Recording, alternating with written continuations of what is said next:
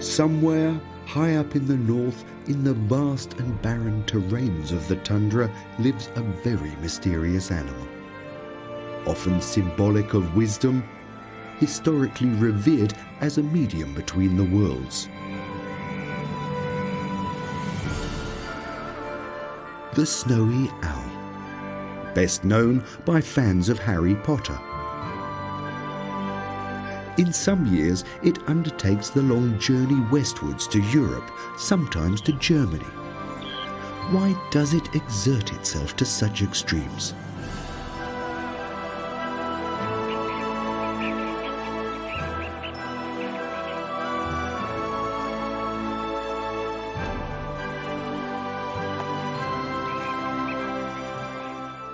Lemmings and snowy owls are entwined. Their relationship exists over thousands of years. Most for the lemming end with its death. For the owl, it is essential. The prey is not for the hunter.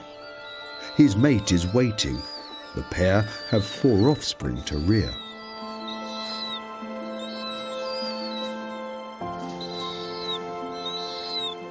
The father has to leave again straight away. The mother stays to feed the 3-week-old chicks. They have to gain weight quickly because autumn will begin in 3 months' time.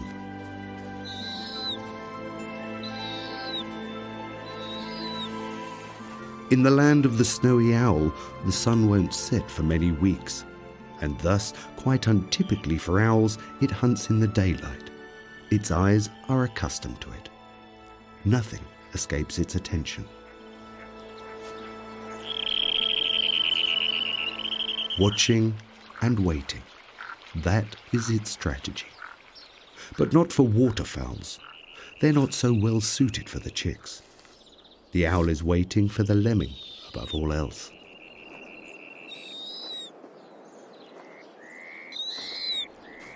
It's taking too long for the female. The chicks need at least 4 rodents per day. Not a problem in good lemming years when the male can provide one after the other.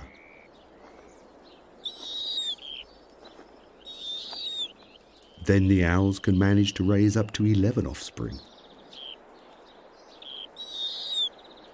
But right now there are few to be found. That's why the family is so small. When food is in short supply, owls lay fewer eggs. But nevertheless, it is still not enough for the little ones. Around every 4 years, there is an explosion in the lemming numbers. At least that's how it's been until now. But now such a boom time for lemmings is long overdue. What is it that has disrupted this cycle? If there is too little food, it is the last born and therefore the smallest that will pay the price in its development. Its chances to compete for its share against the larger chicks will be ever more remote. The male is out for increasingly prolonged amounts of time to find prey. It's vital that the mother manages to protect her young against the icy winds. In a short time, the temperature will drop to near freezing point. The mother deepens the hollow of the nest for protection while the father searches in vain for lemmings. The family is starving.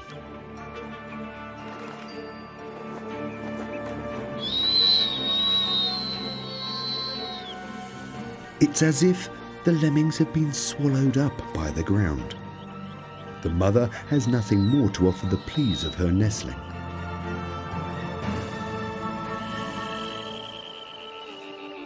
She seems to have run out of ideas as to how to help her dying chick.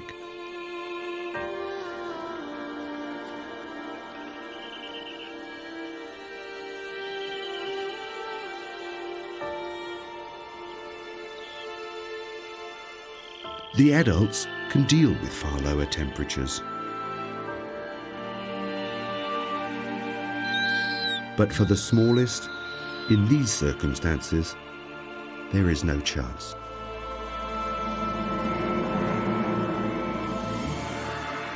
The male has no time to lose.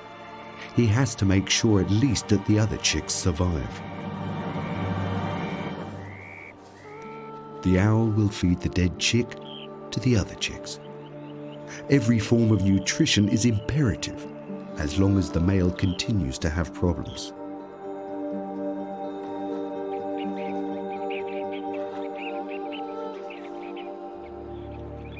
The fortune of the family is uncertain. One thing is for certain, though, an increase in lemming numbers this summer has not materialized. The chicks have to manage to achieve a weight of at least 2 kilos within the next 3 weeks. If not, they will not survive the winter.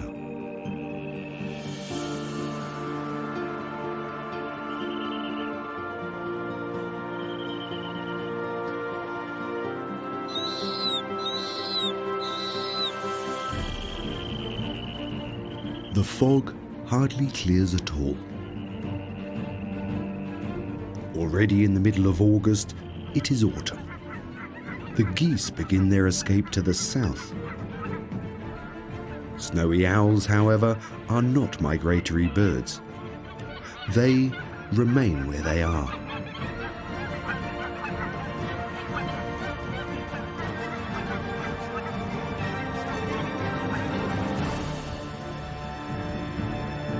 A little later, and the tundra is covered with snow, much earlier than expected.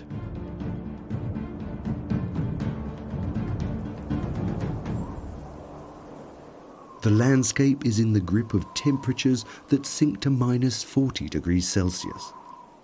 It is only they who can adapt that will survive. Even the feet, velvety soles, are covered with feathers, as is the beak. It's the same with the Arctic fox, white as camouflage and warmly covered with fur even under the paws. Owls and foxes share a similar fate in that they both hunt lemmings. And for both of them, it is now essential that they find some as the temperature sinks. The owl now has a difficult decision. Should it try and bear it out here and continue searching like the fox? Or is the snow too deep and hard, and it'll be under threat of diminishing fat reserves? The fox has no choice in the matter, but the snowy owl does. It doesn't always migrate like other birds, but will travel if the conditions are too extreme. It leaves the Siberian desert of ice behind and travels westwards. Traveling at up to 85 kilometers per hour, it can cover large areas of Russia.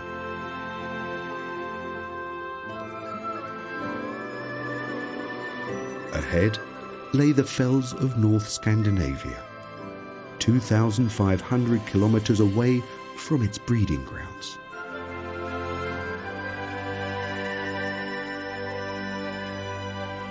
Here the wind clears the tops of the mountains, increasing the owl's chances of finding some lemmings.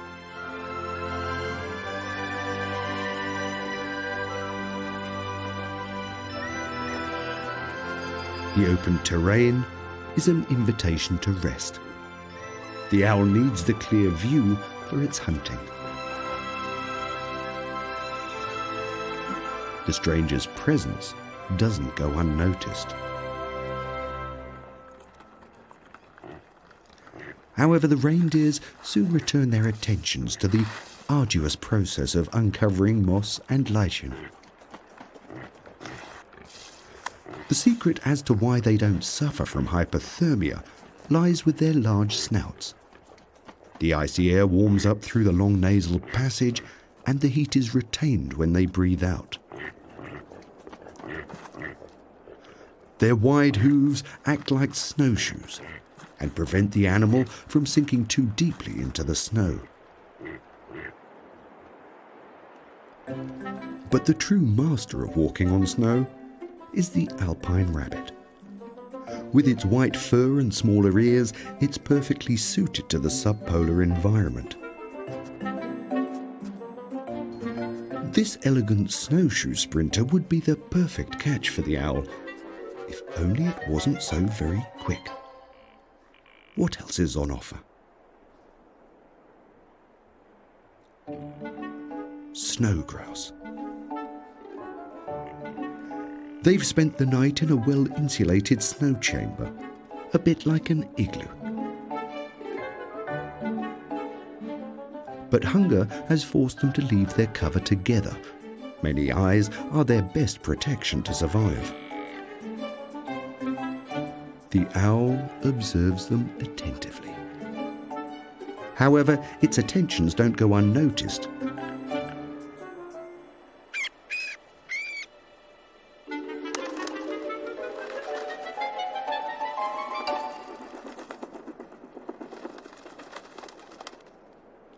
No luck again.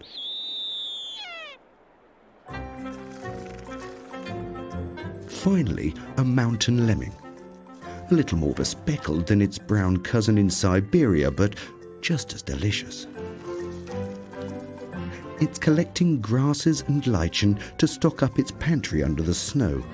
That's where it spends most of its time in the winter, well protected and hard to find.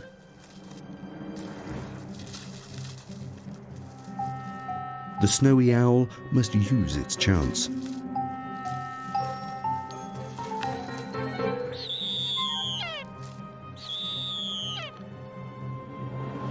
The lemming is watchful. Walking on its snowshoes, it stalks the lemming, trusting in its camouflage and the element of surprise. However, its cover has been blown. The lemming is confoundedly fast.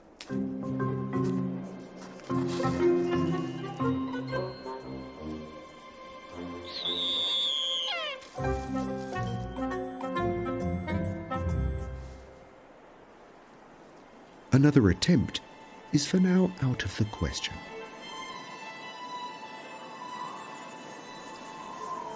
Heavy snowfall impedes the visibility.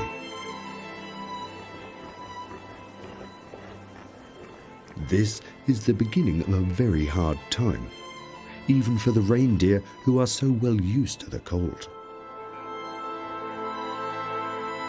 They only have the chance to remain and starve, or to make the energy-sapping journey through the deep snow to search out new pastures for their meagre diet. The lemming has absolutely no problem with the snow. Quite the opposite, it's an ally. Foraging, stocking up, eating, raising its young up to 6 times throughout the winter. It manages all that buried under the snow and rarely ventures out. If there's a new covering of snow, it offers the perfect protection against the cold and enemies. For the owl, it's a tragedy because it makes the rodents much harder to find. It's only in those places where the wind blows a clearing that it has a chance.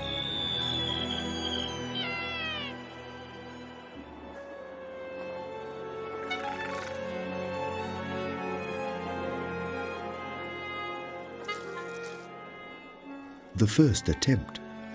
The rodent, hidden in its labyrinth, has a clear advantage.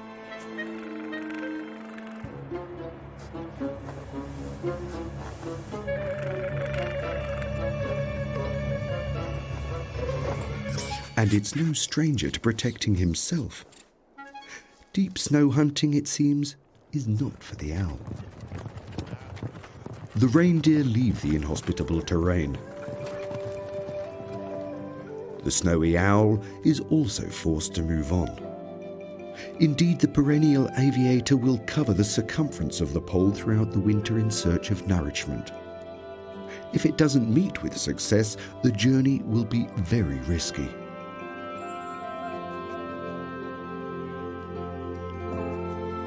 Will its undernourished energy reserves last long enough to reach the south where it can hunt again?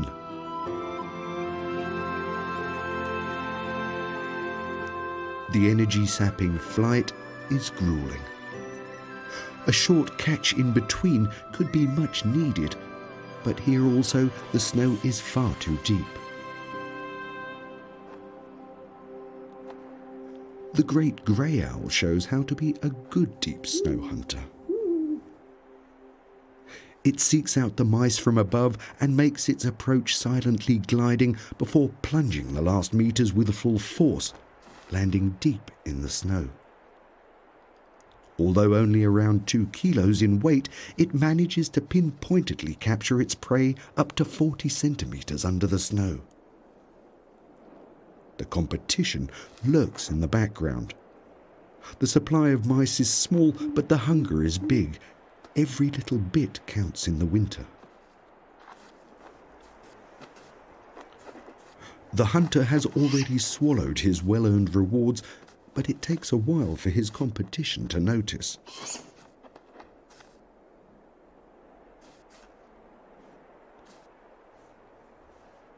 With such tough competition around, the snowy owl has no chance.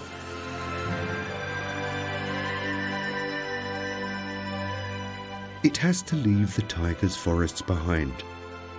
It can't hunt between trees. Open spaces with a milder climate are the aim, but its destination is still as yet a long journey away.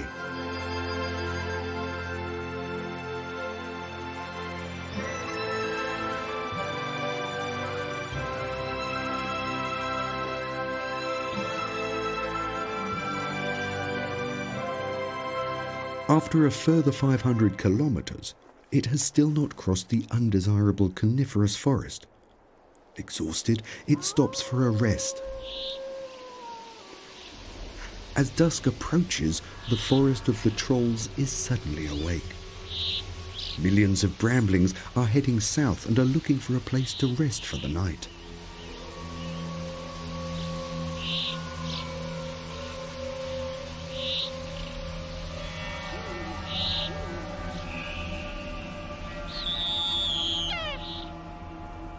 A very real spirit of the forest makes an entrance.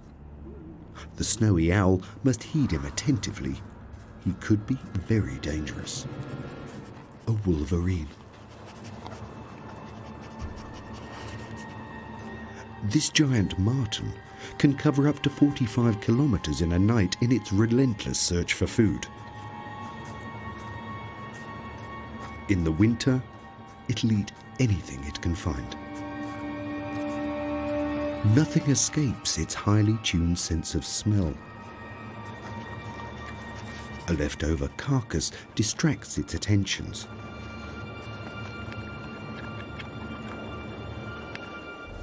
However, its attentions don't go unnoticed.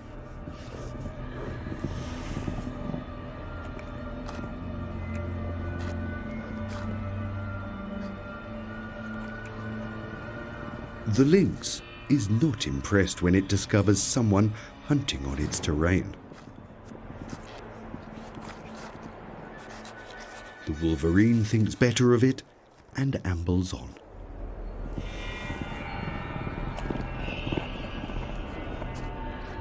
The lynx is already full and is looking for a quiet branch to settle down for the night.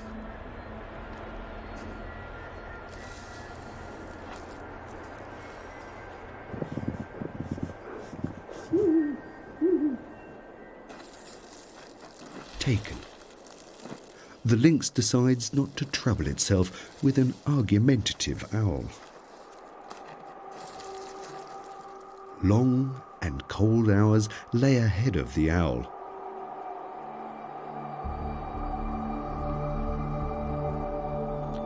It's a night as if made for myths and fairy tales, where the northern lights dance like fluorescent ghosts in the night sky.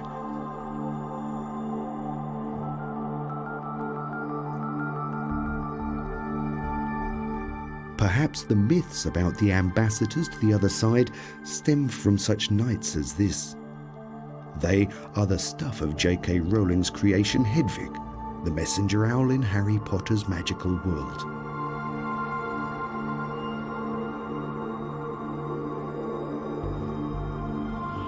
A little more factually seen, they are the result of a natural phenomenon.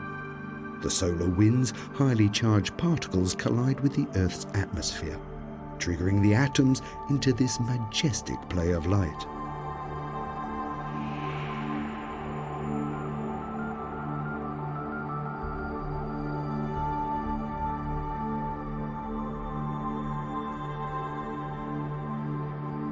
As the sun rises, this intriguing spectacle is totally absorbed by the daylight.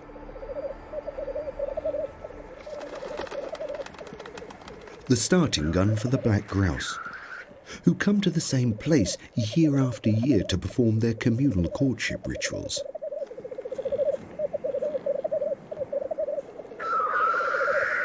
Every male occupies his own small personal territory and sets out to impress the competition, not only acoustically, but dramatically as well.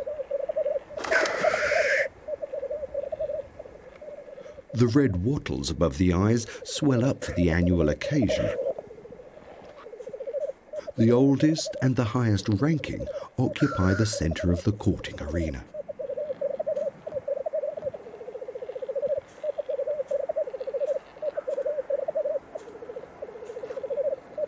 A younger member of the group is staking his challenge to the helm. A duel is called. Like two swordsmen, the birds set at each other with their powerful beaks. They attempt to hit each other on the red wattles.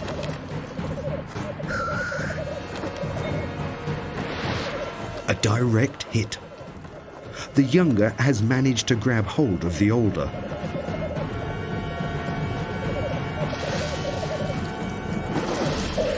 For this, it'll have to endure some powerful retaliatory swipes with the wings.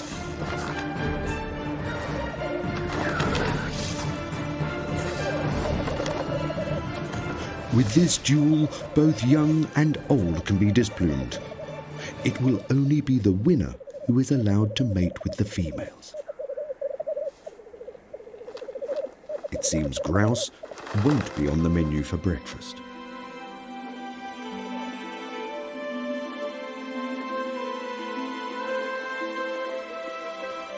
It forces the owl to continue its journey southwards and to leave the Scandinavian tiger behind. It has to finally get to suitable hunting grounds. By and by, deciduous trees such as birch are mixed into the palette of the forest, and the days grow longer and warmer.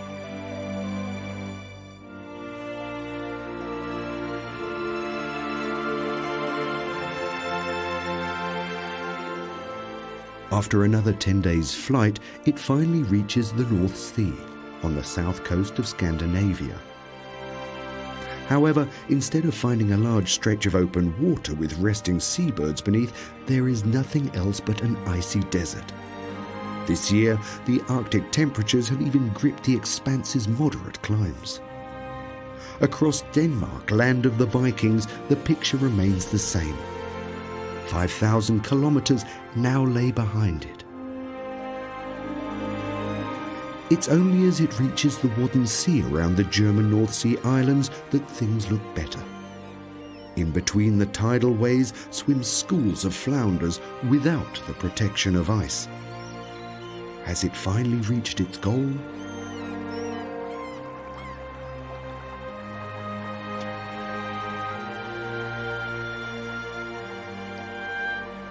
A young snowy owl has arrived 2 weeks earlier.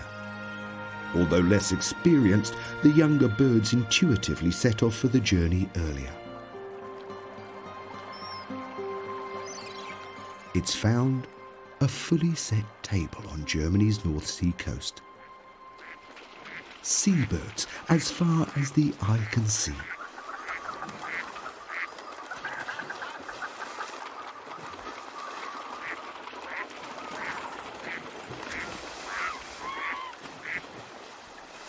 from mallards to sheldrakes, all fighting for a place as the evening sets in on the interior freshwater lakes behind the coast. Here they're best protected overnight against such nocturnal predators like the marten or the fox. By the next morning, most of them have survived the uncomfortable cold of the night, and in ice-cold water with bare feet at that. How do those water birds manage not to freeze?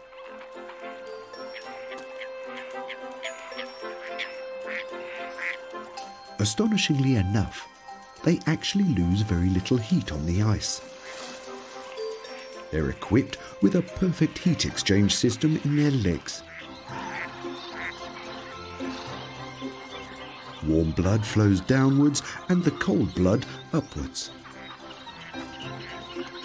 At an abundantly flowing bottleneck, the warm blood exchanges with the cold blood, which travels back into the body, saving energy by keeping one's feet cold in principle.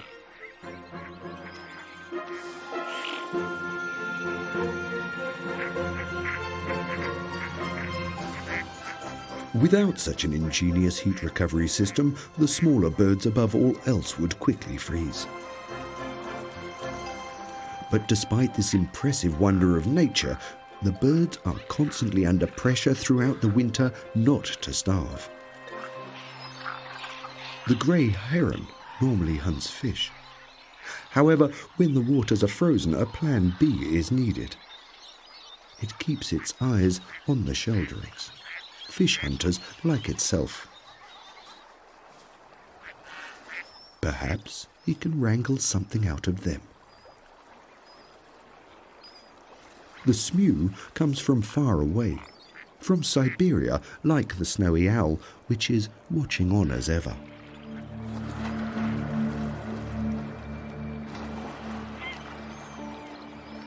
The owl waits. Perhaps one of the many birds won't be paying attention.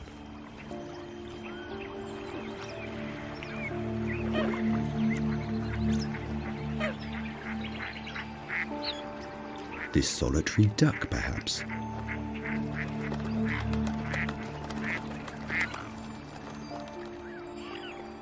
The lemming hunter transforms into a bird hunter. The tactic remains the same. It'll take what is easiest to overpower. But hunting birds is not such an easy undertaking. What makes it even more difficult is that the birds warn each other. The snowy owl has to stay hungry for now.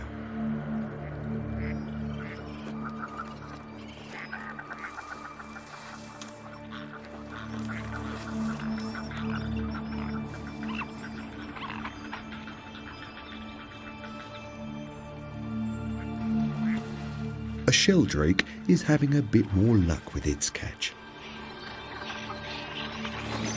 However, that is only short-lived.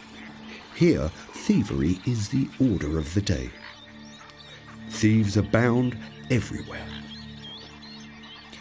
No movement escapes attention.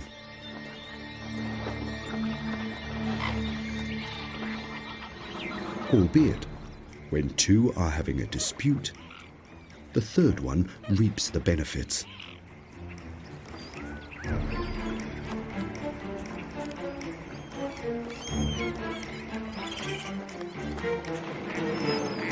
But the herons haven't given up yet. The gull doesn't even get a chance to swallow. So much commotion, all over one fish. Nothing illustrates the necessity of the birds more.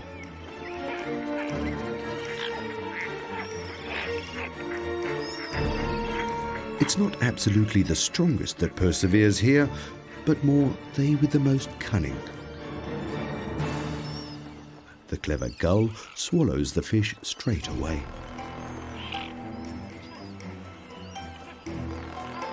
Should the waters freeze completely, it will come down to a basic fight for survival. A fight has flared up over the last fish among the herons.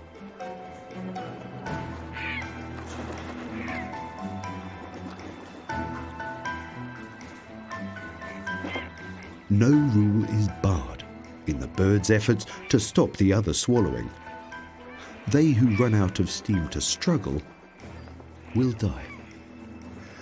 During the harder winters, around 50% of the herons will starve.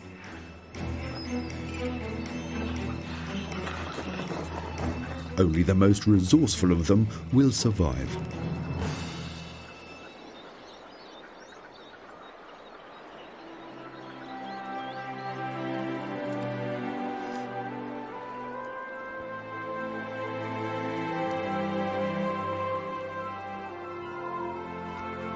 Some animals decide not to trouble themselves at all with the hardships of winter. Hidden away in the hollow of a tree, a garden dormouse takes its leave of the inconveniently cold season. Its body temperature has sunk to just above freezing, and its metabolism has reduced itself to a minimum. Its heart beats only slightly per minute. A whole range of animals disappear from the picture altogether during the winter months and emaciate themselves from their fat reserves while sleeping. Tree hollows are mostly favoured by the household and the edible dormice. The hedgehog, on the other hand, likes to bury itself under dried-out foliage and grass. Hunters like the snowy owl have no chance to find them in their hideaways. Many other animals simply have to bear it out. With its bushes filled with berries and its apple trees, the coastal region in the north of Germany serves as a gigantic fridge for the birds.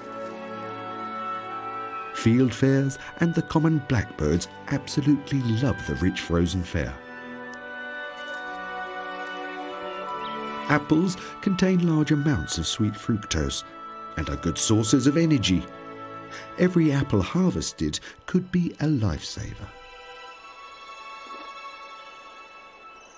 Even the newcomers arriving from the taiga enjoy the benefits of the fruit. The waxwings are not the only guests who have made the arduous journey from the north.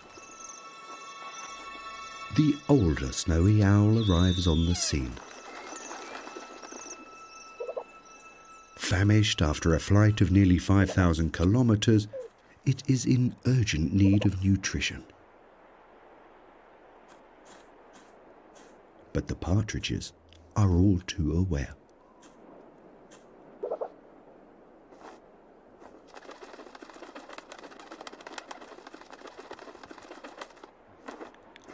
But finally, there is a hope for the owl again. On the relatively open plains, chances are much better for hunting.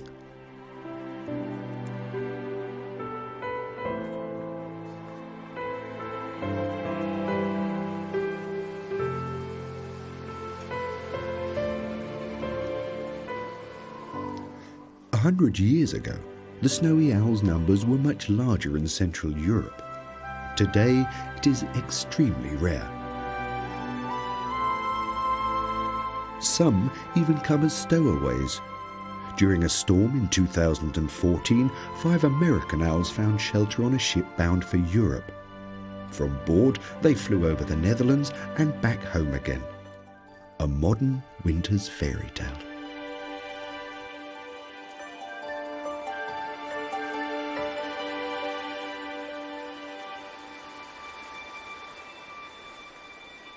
Such a comfortable journey wasn't had by this owl. Added to that, it now faces competition. Fox and ermine.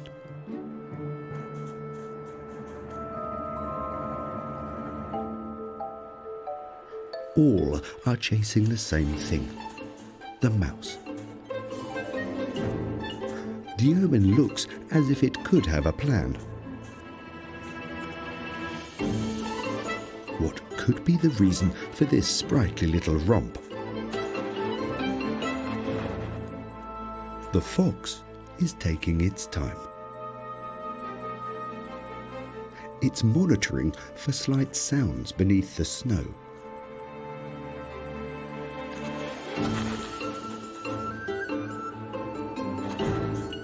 The performance was not without its merit. The ermine aims to shock the mouse and try to scare it out of its safe haven.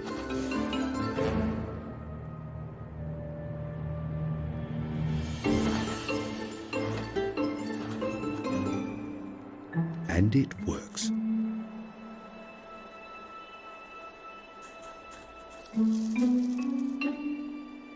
The victory is short-lived. Try again.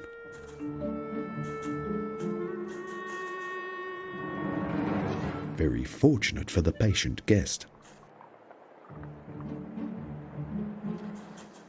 Ermines and foxes hunt mice as their primary source of prey. They are dependent on it for their numbers.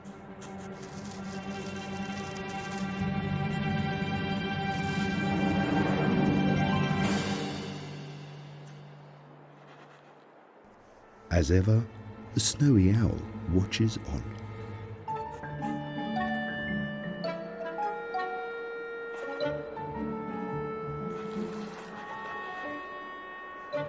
The ermine has to keep a close eye on the owl. Sometimes owls just can't resist their kleptomaniac urges. A younger snowy owl enters the scene. The feathers of the young and the females are covered with brown speckles. Perhaps it's one of her own chicks.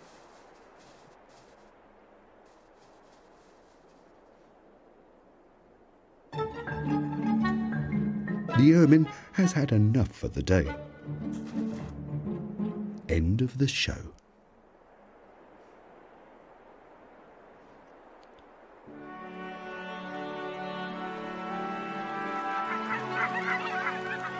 Not all are such rare guests as the snowy owl, though.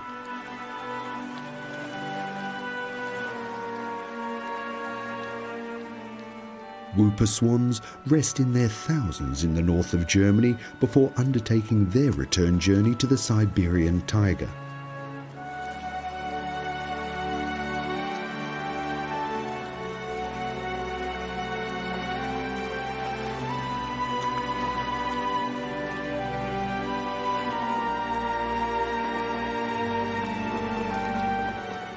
Throughout February, the sun's rays increase, and the spirit of departure reverberates across the lake.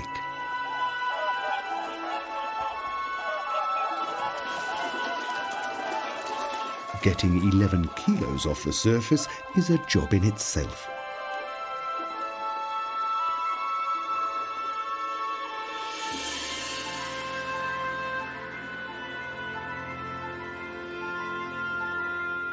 For the young snowy owl, their departure is the signal to return.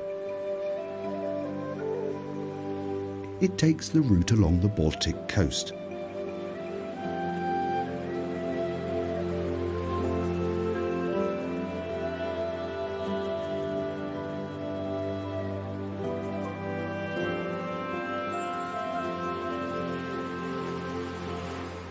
It's following the route of the other birds.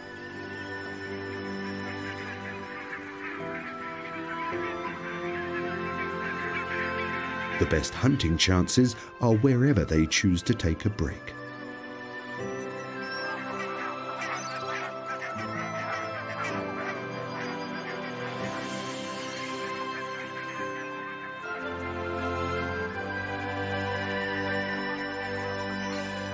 Finally comes the thaw. Without snow and ice, everything is much easier.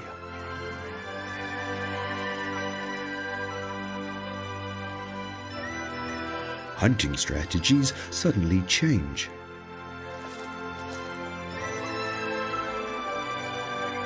This time, the owl wants the ducks to see it. And it glides directly towards them, forcing them to dive.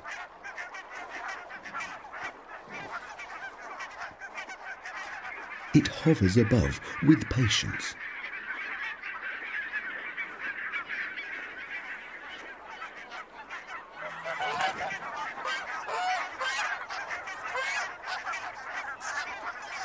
The first to come up for air dies. Today it is catered for.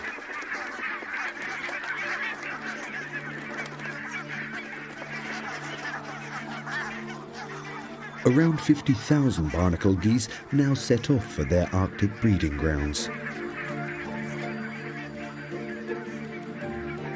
The snowy owl also has to endure this last grueling stage.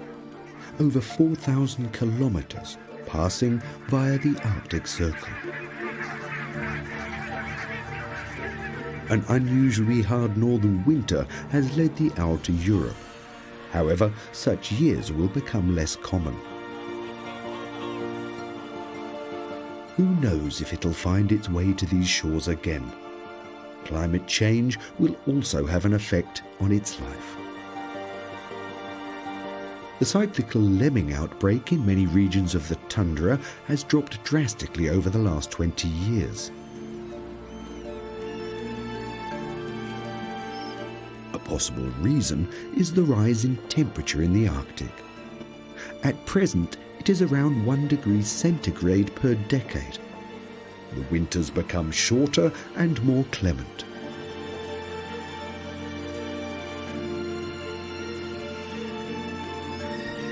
As a result, the lemmings lose their deep and protective layer of snow early in the year. The large-scale outbreak of the last generations has been dramatically reduced. The gradual thaw of the Arctic will have pronounced effects on many of the specialized inhabitants of the Arctic. And yet, the exact ecological consequences remain largely unknown. The snowy owl has returned, just in time for the Arctic spring.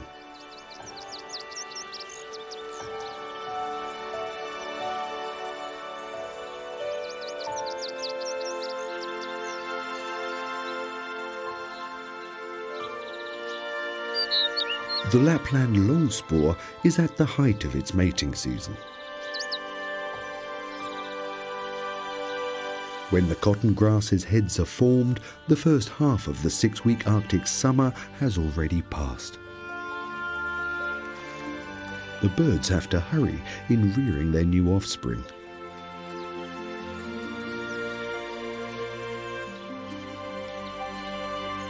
The growing season, to the advantage of many chicks, will increase due to climate change. Even the geese which feed on grass will be a beneficiary.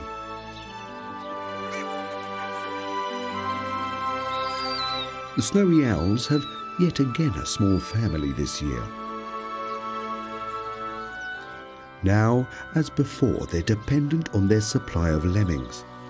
How the diminishing numbers will have an effect over the long term remains to be seen.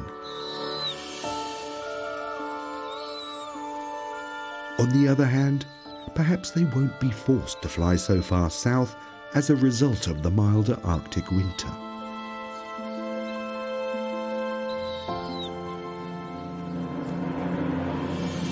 One thing remains clear for the snowy owls. To survive in the magical world of the winter, one needs particular qualities: intelligence, a sense of adventure, and immense powers of endurance.